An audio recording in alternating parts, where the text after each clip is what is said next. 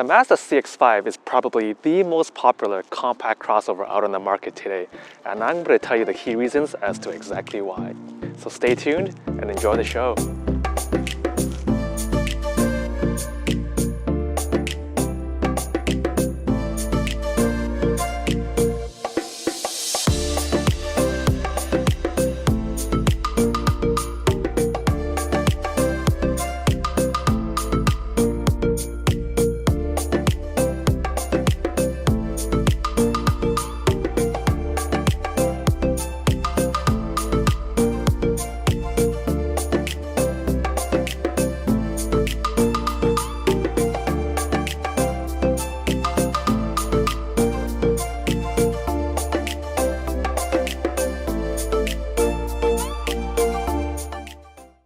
Now, before I get into the details as to why the Mazda CX-5 is so popular, I'm going to first talk about what's new for 2019.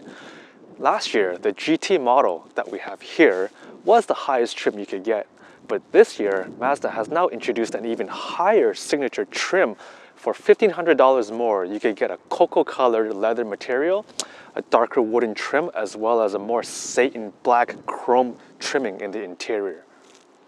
Alright, so let's get down to the details as to why the Mazda CX-5 is so popular. And if you might have already guessed, it really is how beautiful the car really looks.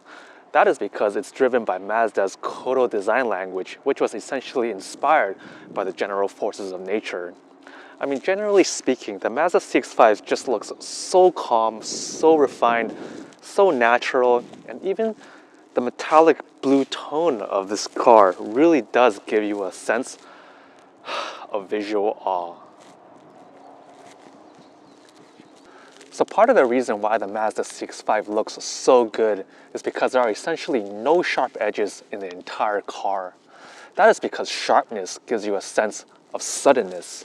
Take, for example, this chrome trimming around the front grille. It kind of looks like a metallic fluid of some sort. Couple that with kind of a triangular pyramid-shaped holographic front grille pattern here. Now, another key reason why the Mazda CX-5 looks so good is because it's got the proportions right. It's not too big, not too small, but still giving enough room for a 5-passenger versatility vehicle, as well as looking sporty at the same time. That said, if you've got the proportions right, you've also got the looks right. Now notice that the tailgate is tapered at an angle. That makes the Mazda CX-5 look more sporty, but it also adds another key benefit of ergonomics that I'm going to show you in a bit.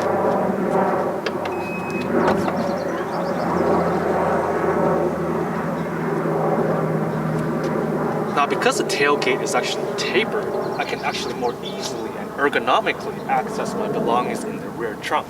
Whereas if it was a more right angle tailgate, I would actually have to kneel down to access my belongings.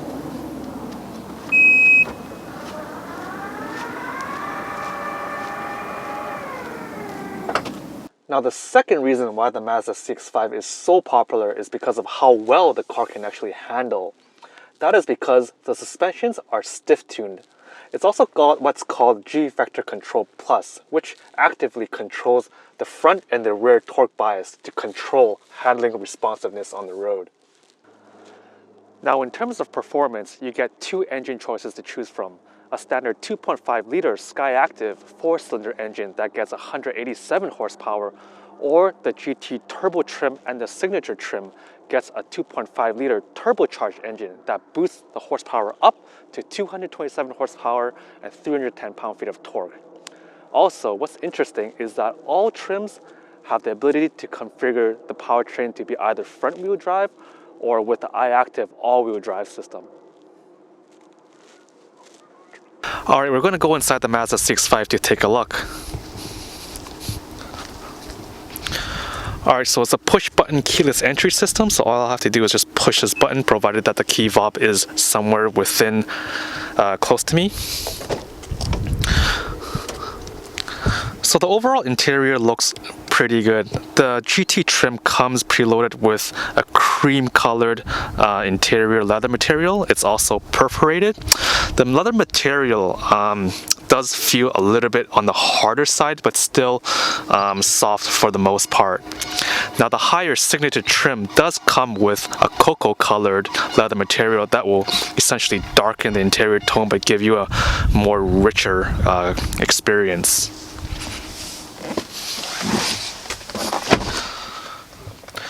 Now in here you have a 3 cluster gauge instrument panel. If I turn it on, everything is essentially analog. You have your tachometer, speedometer, and as well as a dedicated cluster for LCD display, as well as the field gauge. You'll also get a standard 7-inch infotainment touchscreen. Sorry, I don't know if it's touchscreen. Yes, it is touchscreen, as well as pretty decent quality material on the paneling. It's not top-notch, but still pretty good. You have kind of like a faux. It's actually plastic all the way. It looks like a wood trim, as well as some chrome finishing around the interior, which is pretty nice, as well as some polygonal shaped heated vents. You have heated steering wheel, which is pretty nice. That comes with preloaded with the GT trim, as well as some safety indicators. And down here you have dual climate control systems.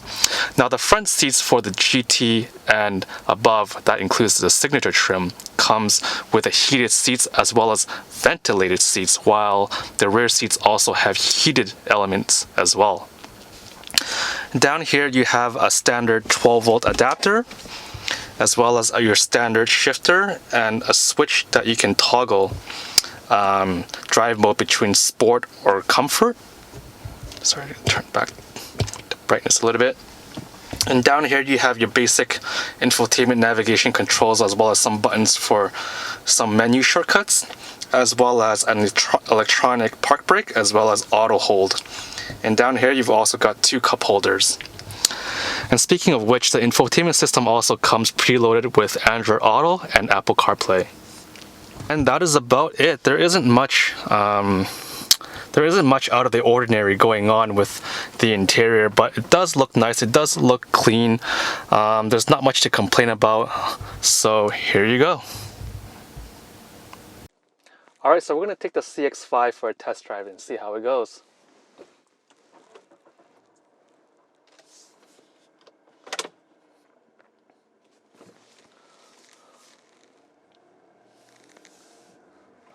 Now the GT trim that we have here, as well as what's available with the signature trim, has a heads-up display.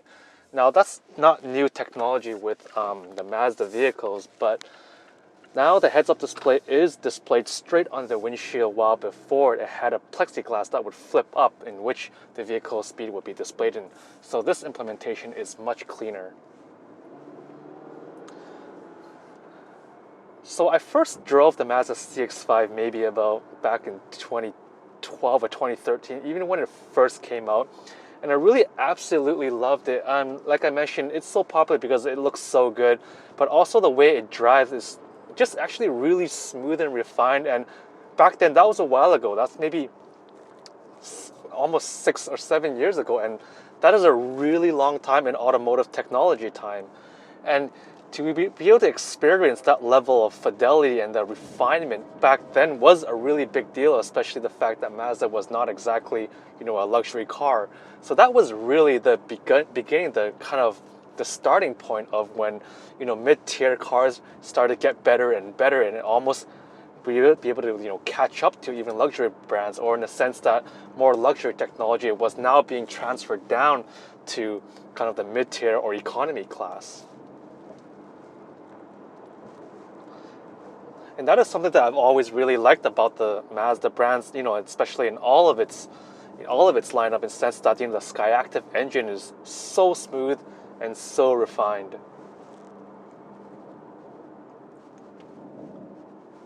Now I probably forgot to mention, but all the CX-5 vehicles come in only a 6-speed automatic transmission. Now that is a little bit falling behind with what other vehicles are offering now. For example, the Hyundai Elantra does come with an 8-speed automatic transmission. Now, obviously, the advantage of having an 8-speed automatic transmission is that you'll be able to access the power band of the engine more frequently, whereas in a 6-speed automatic transmission, the gears are more separated, so meaning you don't actually get to access the power bands, the optimal engine power band as frequently as you would like, which is okay. I mean, it's not that bad, and it keeps things simple, especially with the Mazda CX-5. So all trims of the Mazda CX-5 comes with what's called G Vector Control Plus, which is essentially Mazda's implementation of vector control. What that really does is it's a kind of a proprietary technology that Mazda came up with, and they found that when you turn the steering wheel, to improve the responsiveness, or the time that the vehicle reacts between the time that you turn the wheel and when the car actually turns, can be reduced by simply reducing engine torque to put the car into a more forward biased weight transfer. That way you can turn into the corner more quickly, and then reapply engine torque on the rear wheels to actually stabilize the car through the corner. Now, I mean, I don't really know much about this technology. This is just something that I read online while I was doing a lot of research. Unfortunately, I don't really know how well that comes into play. I mean, it could be just a gimmickry, I don't know. But I mean, the only really way to find out is to A, test drive a car with the exact same specifications, exact same car without G Vector Control Plus, or you really better understand what the underlying technology is by either interviewing an engineer directly with Mazda or seeing the performance data to see is the G Vector Control Plus really a performance metric that really stacks up or adds a lot of value to the Mazda CX-5. But I do have to say that what I really liked about the Mazda CX-5, its ability to have such good handling for a compact crossover SUV. And that's something since day one when I first drove the Mazda CX-5 and noticed how well the car actually drove. Alright, so what I don't like about the Mazda CX-5 is also the interior. I mean, yes, generally speaking, they've done everything right, but overall, it just feels a little bit dry, a little bit hollow, and even the steering wheel feels a little bit, lack of material as well. The seating is also a little bit harsh on the side, and there isn't really as much cushioning as I had hoped. There's also no panoramic sunroof, so the interior does feel a little bit gloomy at times. What I also don't like about the Mazda CX-5 is that the rear seats are not the most comfortable. I don't have a lot of leg room, and the seating position is fairly upright. Alright, that's my take on the Mazda CX-5. I certainly enjoyed it, but let me know what you guys think. Until next time.